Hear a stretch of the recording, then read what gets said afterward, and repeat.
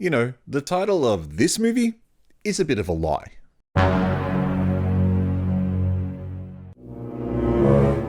Because in this movie, there are more killer dogs than killer bees. Sure, the whole movie is about an ancient bee preserved in amber that has something called N17 which does something or the other, but it doesn't feel like there are too many bees in this movie. A lot of dogs though, and people dying via grenade explosions, and an Australian who's not acting Australian enough. Hi, I'm the Artie Dans, and in this video, I'm going to answer the question, should you watch Killer Bee Invasion? And a heads up, there will be some spoiler talk throughout this video. Proceed with caution.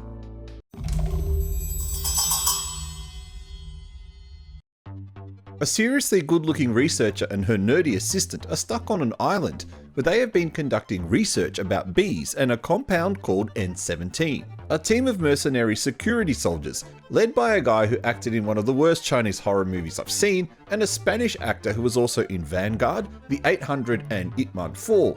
So yeah, how's that for a mixture of actors?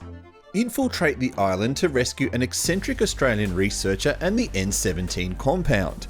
Rescuing the surviving researchers is secondary, but they decide to do it anyway. After rescuing all of the researchers, the professor convinces the Spanish guy to get him off the island, promising diamonds, but it all goes wrong when a pack of killer dogs attacks them. One by one, the mercenaries either die of bee stings or grenade explosions, until they decide to kill the queen bee, who seems to control the killer dogs so they can get off the island. Or something like that, because this story is really confusing.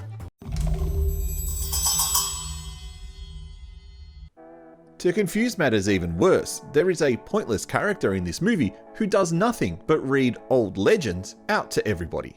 Think of the crazy guy from Friday the 13th, the "you're all doomed" guy. Useless and pointless. Well anyway, the point of this guy is to give some backstory as to why the bees are killers, and it's all to do with an ancient Champa tribe. Yes, an old Vietnamese Cambodian collection of tribes and political entities. I kind of got lost a bit with this point, but this tribe knew something about these killer bees and the killer dogs that were scared of them. Or were they scared of them? I don't know, because I was really confused. I was just trying to work out why there were so many damn CGI killer dogs in this movie, and why they seemed to take more of a dominant role in this film than the bees. Pretty much the killer bees are relegated to these weird looking CGI brown blobs that flicker around the screen. It's obvious they aren't even props, but just CGI when you see them on screen at certain scenes. They look pretty shit to be honest, and for a movie about killer bees, they're a pretty lame element. I was actually hoping for massive bees that fly around the island stinging everybody. I mean yeah, that would have been awesome, complete nightmare fuel, but awesome nonetheless. Instead, the filmmaker chickened out and we ended up with killer Dobermans. One of the bits that really made me laugh while watching this movie is that a lot of the characters decide to kill themselves via grenade. It's hilarious. Is it some kind of secret mercenary code where it's best to die by grenade than, I don't know, getting bitten by dogs?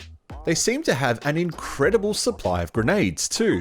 At the end when they decide to attach the grass pollen to the grenades using aluminium foil and throw them at the dogs, everyone seems to have so many grenades to throw, which leads me to another question.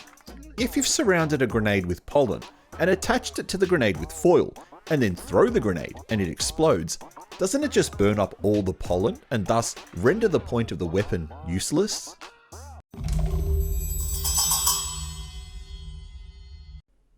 This character had me perplexed. Professor La, which is about as un-Australian a name as you could possibly imagine, is played by Australian actor Warwick Giles. Now, if you're Australian and you're thinking, I've never heard of him, there's a good reason for that. He works almost exclusively out of China, doing lots of small parts and voiceover work. Living the dream, I say. It means there's still a lot of hope for a bald guy like me yet. But Warwick didn't play him as the type of Australian I would expect. Think of Kano from the new Mortal Kombat. That was a pretty spot on vision of what I expect an Australian to sound like. Now sit down, shut up, and pass me a fucking egg roll! But Warwick ends up doing stuff like this. It's me, La. Oh, thank God. Come on, La.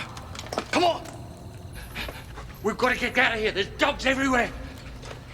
A bit boring, a bit stilted, free from any strong language, and very, very un-Australian. Hey China, give me a call. I'm available.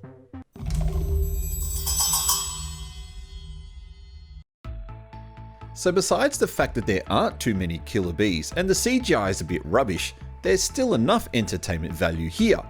Is it a worthy enough monster movie? No, I don't think it is. So should you watch it? Well, I don't think so.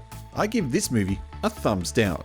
If you call a movie Killer Bee Invasion, then I expect to see some killer bees. If you've seen this movie, what did you think? Thank you for watching this video. Please don't forget to press the like button and consider subscribing to support my channel.